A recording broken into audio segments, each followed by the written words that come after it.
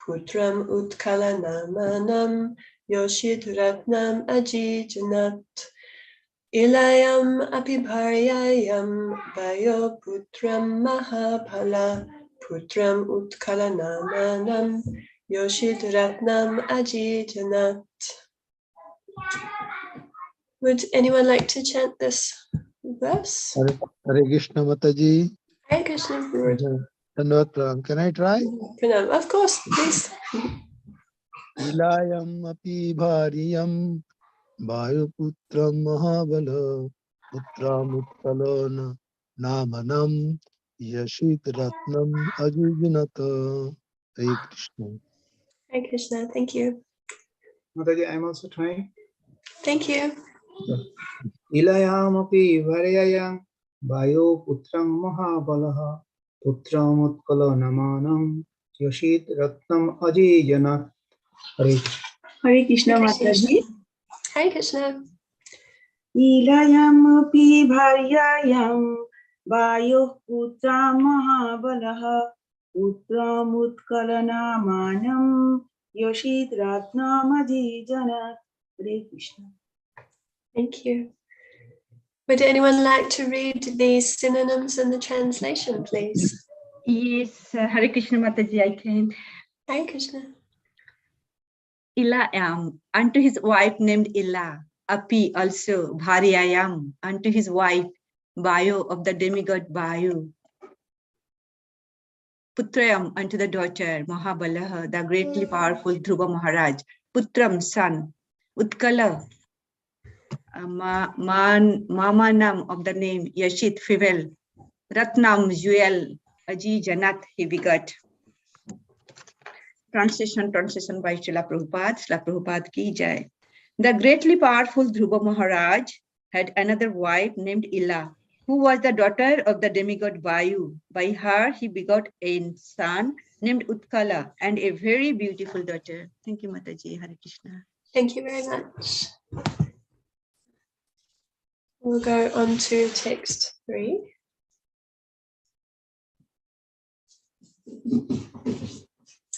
My page will turn here.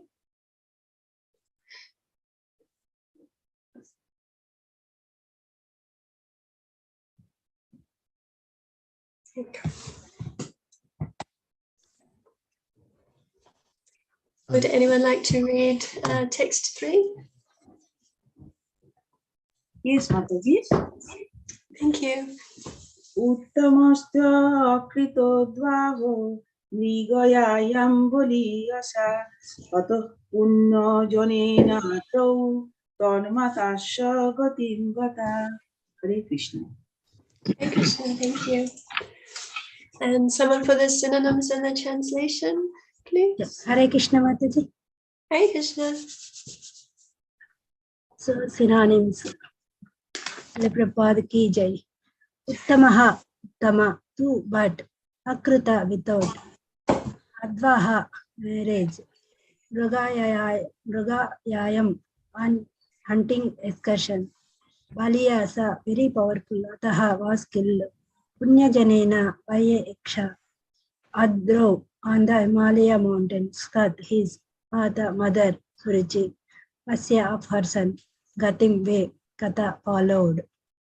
Translation by Srila Prabhupada ki jai. Dhruva Maharaj's younger brother Uttama, who was still unmarried, once went on a hunting excursion and was killed by a powerful Yaksha in the Himalaya mountains. Along with him, his mother Surichi also followed the path of her son. She died. Thank you very much. Thank you very much, Mataji. It's just slowly turning to the next page. Thank you for your patience. Okay, so this is our verse with a short purport for today. Would anyone like to read the Sanskrit? Mataji, I'm trying. Thank you. Dhruvo bhatribodam srutva Kopamarsha shucharpitaha Joityam shandanam asthayo Gato punya janalayam. Thank you. Would anyone like to read the synonyms and the translation? Yeah, I'll try. Thank you. So, Thank you. Dhruva Maharaj, Bhatar Vadam, the killing of his brother. Stutva, hearing this news. Kopa, anger. Amarasa, vengeance. Sucha, lamentation. Arpita, being filled with. Jaitram, victorious. Shandhanam, a chariot. Astriya, getting on. Gata, when. Punya Jana Alayam, to the city of the Yakshas. Translation published by Shakopati. When Dhruva Maharaj heard of the killing of his brother Uttama by the Yakshas in the Himalayan mountain, being overwhelmed with lamentation and anger, he got on his chariot and went out for victory over the city of the Yakshas, Alakapuri. Thank you very much, Guru. I'll read the purport. Dhruva Maharaj is becoming angry, overwhelmed with grief, and envious of the enemies, was not incompatible with his position as a great devotee. It is a misunderstanding that a devotee should not be angry, envious, or overwhelmed by lamentation. Dhruva Maharaj was the king, and when his brother was unceremoniously killed, it was his duty to take revenge against the Yakshas from the Himalayas. Om Jnana-Timirandasya Jnananjana Shalakaya Chakshurun Militam Yena Tasmai Shri Guruve Namaha Jai Shri Krishna Chaitanya Prabhu Nityananda Shri Advaita Gadadha Shivasari Gaura Bhaktavrinda Hare Krishna Krishna Krishna Hare Hare Hare Rama Rama Rama Hare Hare. Very interesting point that Srila Prabhupada makes there in that purport. And that's what I wanted to discuss today. So we hear in these verses of the killing of Dhruva Maharaj's brother Uttama, which had been foretold earlier by Narada Muni. But now that has occurred, and Dhruva is in a situation now where his brother has been killed and he is angry. He's angry, he is lamenting, and he rushes out for victory against them. So he's going to retaliate. He wants revenge, he wants vengeance. And as Srila Prabhupada says there in the purport, that he's the king. So also we have to see this in terms of Dhruva's position, in terms of Dhruva's Dhruva's service to the Lord. He is the king, he's the emperor, and therefore it is his duty, as Prabhupada says there, to go out and curb the miscreants. We see it all throughout history, throughout Vedic history. The great kings, they're not passive.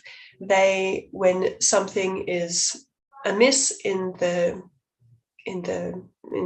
area where they're ruling, they go out, they fight, they practice their fighting skills, they practice hunting in the forest, killing wild animals to practice for battle. So a ruler is not how can we say, is not a peace-loving kind of person. They have to be able to take action. This is a duty of a Kshatriya.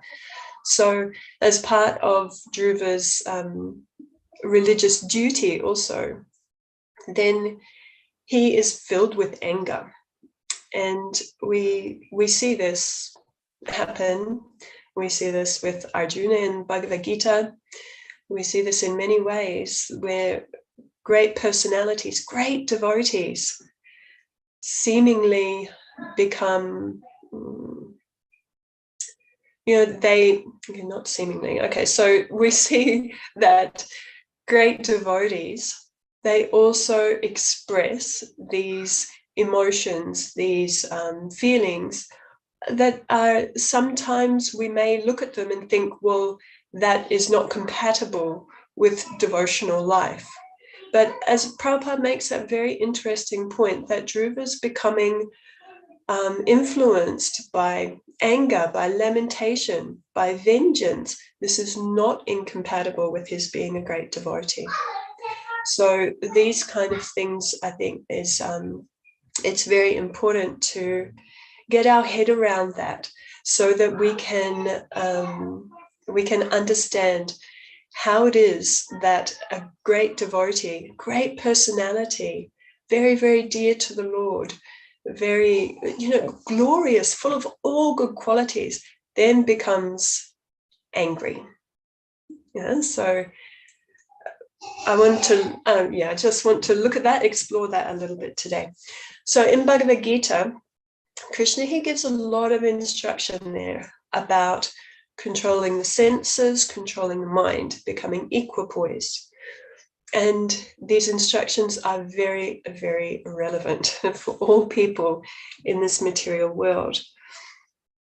And Krishna goes through a lot of detail in how to deal with this, what to watch out for, what we need to be cautious of in this world, how we easily become under the influence of the modes of material nature and begin to act out. So in the second chapter of Bhagavad Gita, Krishna, he speaks how one who is intelligent and fixed in their consciousness must be like the tortoise, be able to withdraw the senses so that they're able to break contact between the senses and the sense objects, able to just withdraw and control. So this is a very important point in any kind of yoga practice, being able to exhibit control over the senses, control over the mind.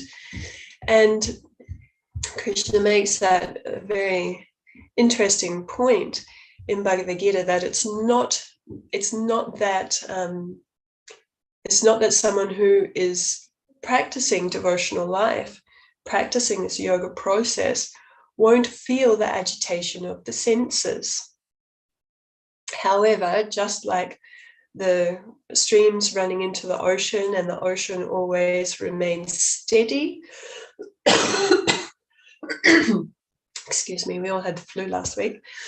So just as the streams go into the ocean, but the ocean remains steady, so a person who is fixed in consciousness may feel the pullings of the senses, and yet they are undisturbed. So they're able to exhibit control of the senses by withdrawing the senses whenever is needed, and also by not becoming disturbed when there are agitation to the senses, which is just part of having a material body. That is a given. It's not anything to be embarrassed about. It's not anything to be ashamed of. It's just because we have a material body, and the material body has material senses, and they pull sometimes. But for a devotee, it is this ability to control the senses, to withdraw them when needed, and to not become disturbed. These are the key points. So Krishna gives us very important, gives us very important signposts to look out for. And he describes this really wonderful progression in the second chapter of the Bhagavad Gita, where he explains how it is that we become uncontrolled. And Krishna explains that first starts with contemplation, yes, that we start to contemplate the objects of the senses. By that contemplation process, we develop attachment for them. From that attachment comes lust. And from lust comes anger. So, the reason why I'm bringing this up is because we want to talk about this anger, lamentation of a devotee today. So I want to be able to draw some distinction between how that is for a devotee and how that is for someone who's bewildered in the material world. So Krishna gives us this progression, how it is that we get to anger. And we get to anger by starting with contemplation of the objects of the senses. Because when we start to contemplate, the idea, we let it turn around in our mind. We let that idea just form in our mind. And by allowing that mental thought pattern, then we become attached to the idea. And then we really need to do it. We really feel like, I've got to do that, I need to fulfill that need. It becomes a need just from an idea, from the level of contemplation. It then becomes a need. So then we develop this feeling of lust for it, that I need to have it, I need to fulfill it, I need to, I need that. Becomes a real, becomes a perceived need. And then from that comes anger, because most often, well, actually, this is just the story of the material world, isn't it? And how contact with the material senses, contact of the material senses with the sense objects just doesn't bring satisfaction, because when we get to that point of, okay, it's become a need, I really have to do it, we extend our senses and we try and grab the sense objects that we think are going to give us pleasure, but either it doesn't give us the pleasure that we had contemplated, or it does give us the pleasure, but very quickly it's finished. So when that happens, then the next stage is anger. We become frustrated, angry at that situation. Why is this happening to me? And then Krishna explains that from anger, delusion arises. We don't know what is right and wrong anymore. We don't know what it is to do to take us off this course. So delusion arises, and from delusion, bewilderment of memory. So we're not able to remember how we got into this situation. We're not able to remember why, how we could have made a different decision. We just very heavily becoming, turning right into the mode of ignorance. So when our memory is bewildered, Krishna says our intelligence is lost. We just can't discriminate anymore what it is we should be doing. We can't dig ourselves out of this hole that we've gotten ourselves into. And what happens, we fall down into the material whirlpool. We're just sucked in. And this whole situation arises from uncontrolled contemplation on the sense objects. So this is it's a very important instruction from Krishna, that in order to stop this whole progression, it's good to recognize the different stages, because sometimes we may not recognize straight away. Okay, I'm contemplating something and I'm developing attachment for it. Sometimes these things, they go on and we don't pay so much attention to it, but it's going on. And we may not notice until we're a bit further down the line. So it's very important to know the stages. And we get like that by spiritual intelligence, by studying the Shastra, by chanting Hare Krishna, by opening ourselves up for this process of purification, because then Krishna will show us, and we'll be able to more easily recognize when it is that I'm starting to go down this road that's leading to a very bad end. So Krishna gives us these instructions so that we have the support that we need to navigate and to be able to fortify our intelligence and be able to control when we need to control. So if we start noticing, okay, even if we say, I'm frustrated, what's going on? Why do I feel like this, then we can step back and go, okay, what is it that's actually causing this frustration? Because it may not be, the person that I think it is, or this or that. It very well could be that I've developed some expectation based on this contemplation of the sense objects, and I've become attached to it, and now I'm angry because I didn't get it. So Krishna gives us these wonderful instructions to fortify our intelligence so that we can see and we can step back, so that we don't end up just sucked down into the material whirlpool. We can retain our intelligence, our memory, and properly apply ourselves in devotional life. So this is a very clear warning, warning signs along the road in material life of how one develops anger. And then from anger, so many other things are coming.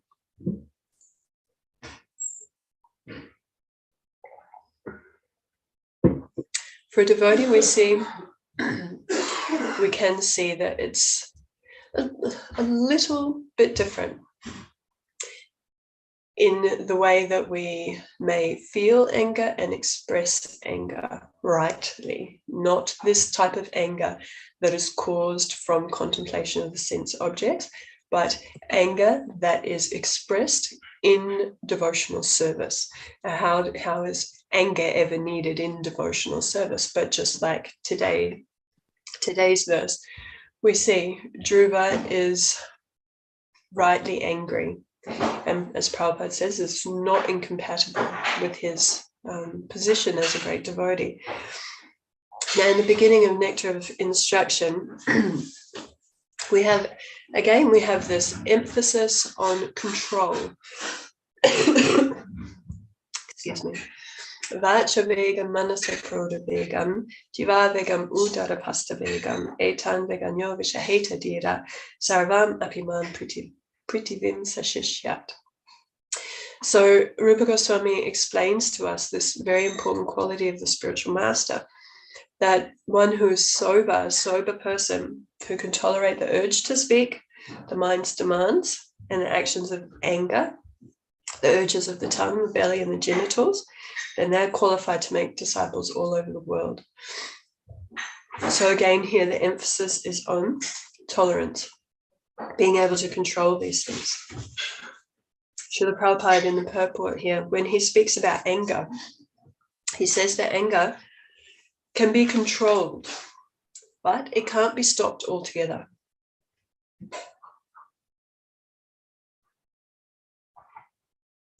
So Prabhupada says the way to utilize anger in devotional service is to become angry at those who blaspheme the devotees or who blaspheme the Lord. So as we see in today's example, Dhruva, he's not angry for himself. He's angry for his brother. So this is also a very important distinction. For one's own self, one should be able to tolerate, as Lord Chaitanya says, that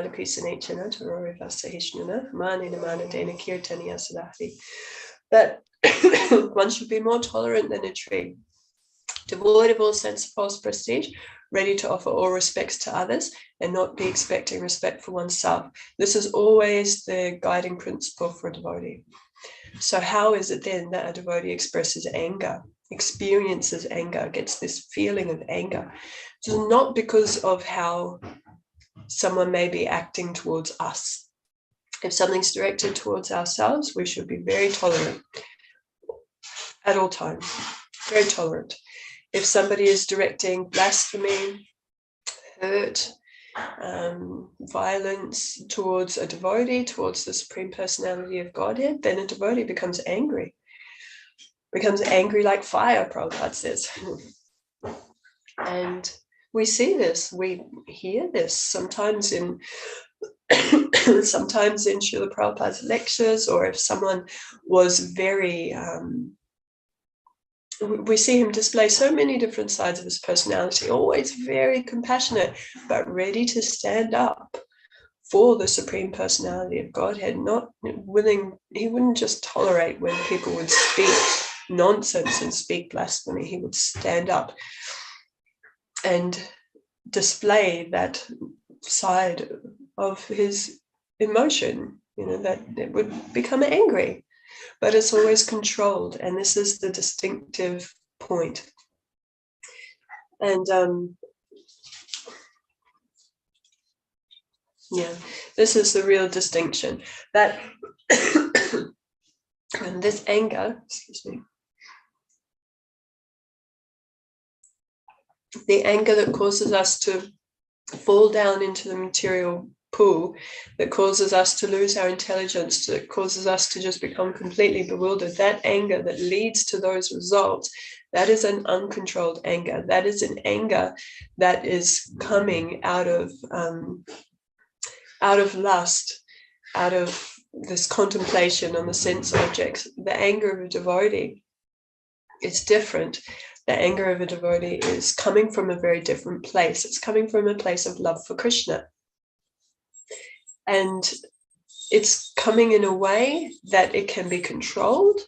And it's coming in a way that at all times, even when a devotee is experiencing and expressing anger, a devotee is still able to hear. It's not that on the flip side, the material anger, that our intelligence is bewildered. It's not like that. And we see this with Dhruva, that we'll hear about the battle coming with the Yakshas and how he was intensely fighting. He was angry. He was ripping them to shreds. He was annihilating the Yakshas.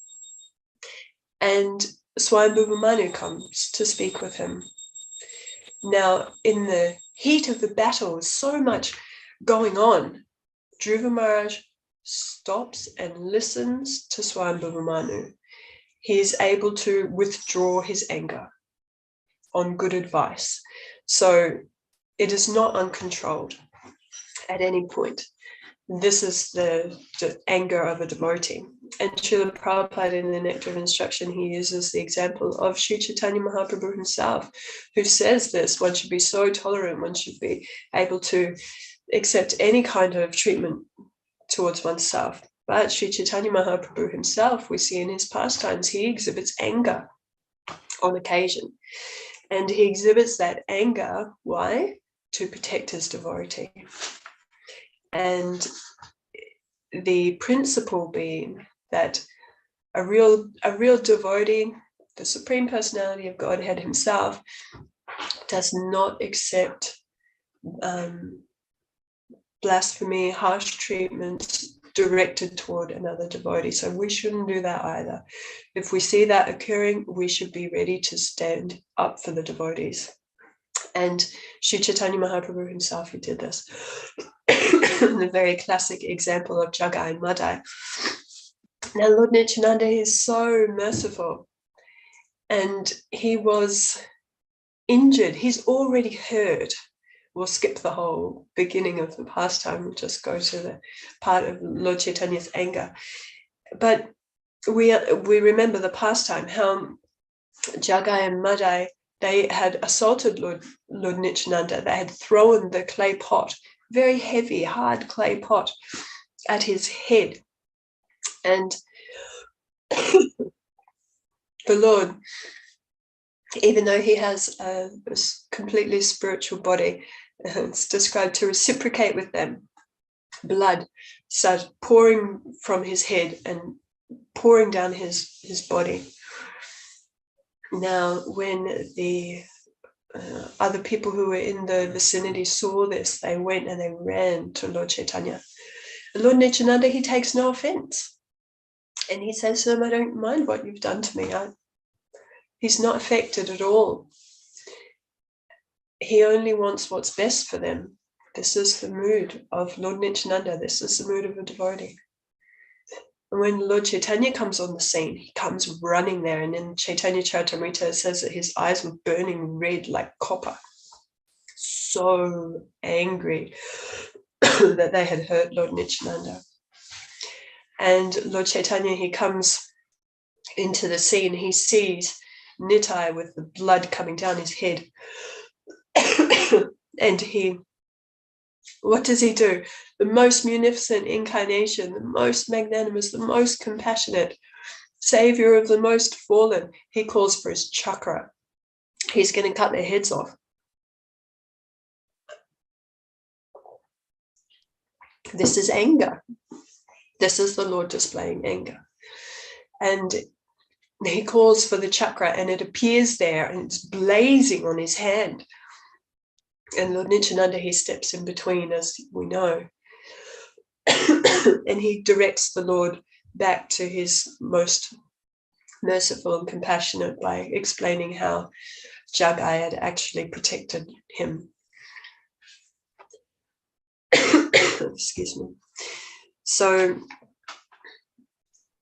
we see the mercy of Lord Nityananda and the anger of Lord Chaitanya. So much that even when Madai surrendered to him, he said, no, not going to do it. You have to go and beg forgiveness from Lord Nityananda.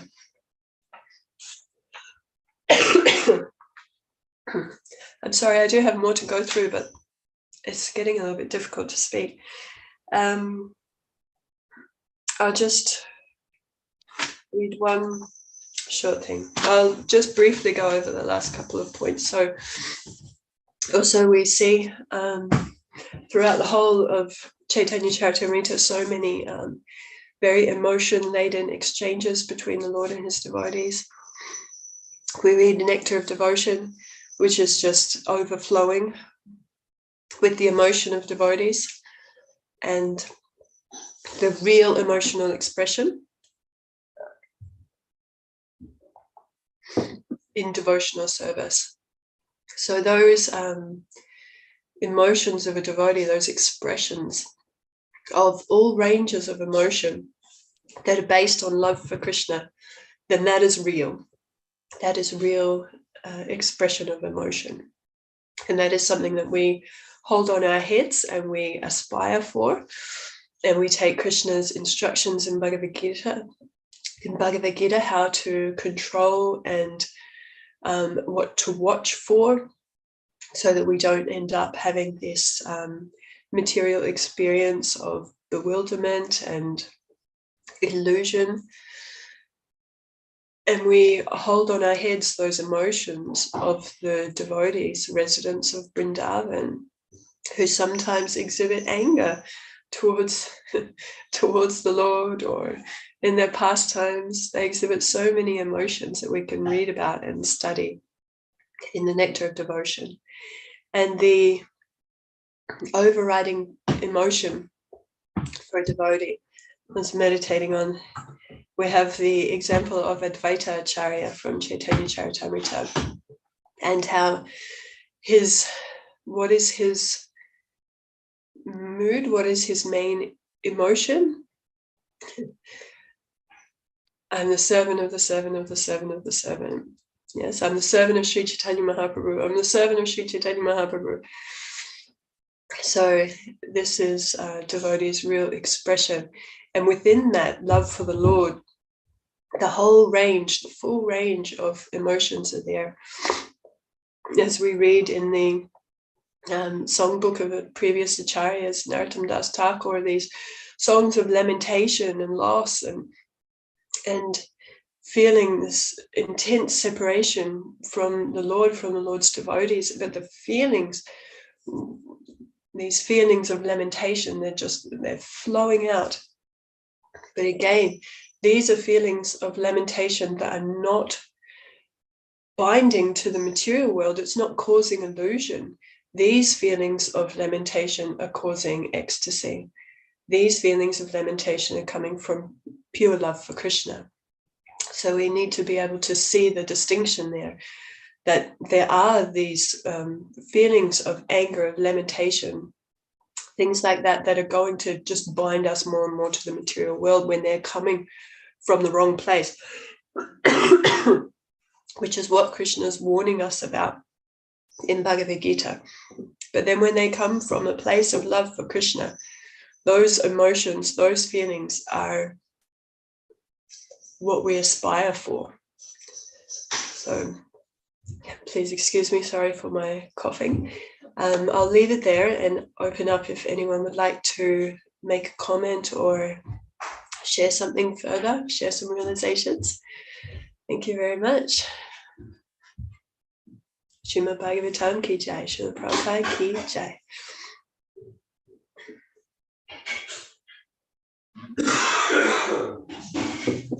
Hare Krishna Mataji, Dandavat Pranam. What a wonderful explanation about the controlling of your anger and how the anger arises.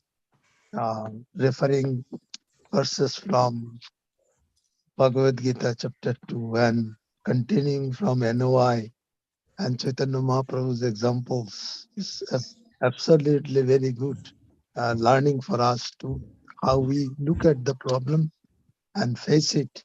And you have so nicely explained those points. There is a very small purport, but a very deep meaning inside there, and which always reminds us it's not easy for us to control the senses within our control, but it is we need to realize when it to be activated and when it need to be deactivated.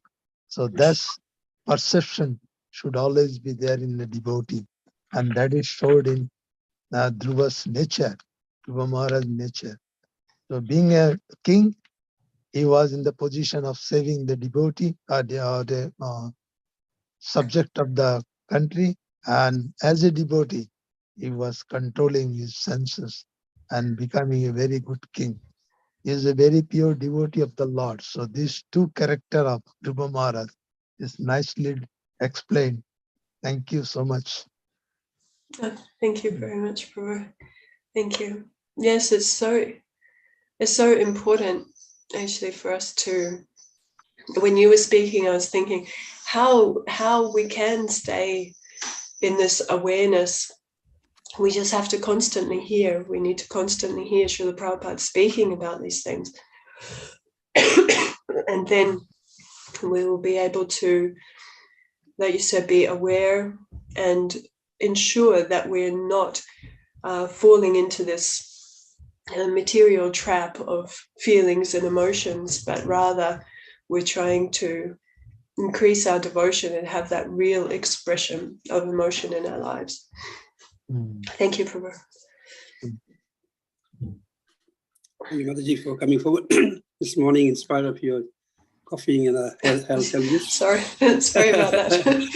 Thank you. Today, Sachi is not there. She's a school holiday. She's school holiday, so she kind of slipped in. Come, Okay. the devotees want to say hello. Come. Hare Krishna, Sachi. Hare Krishna. Hare Krishna, Sati. Enjoy your school holidays.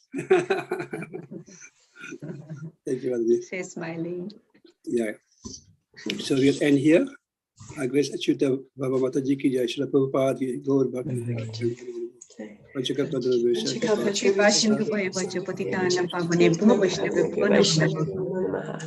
अनंत कटि वैष्णव वृंद की जय। Srila Prabhupada ki jai. Hare Krishna. हर grace भावा माता जी की जय। सती की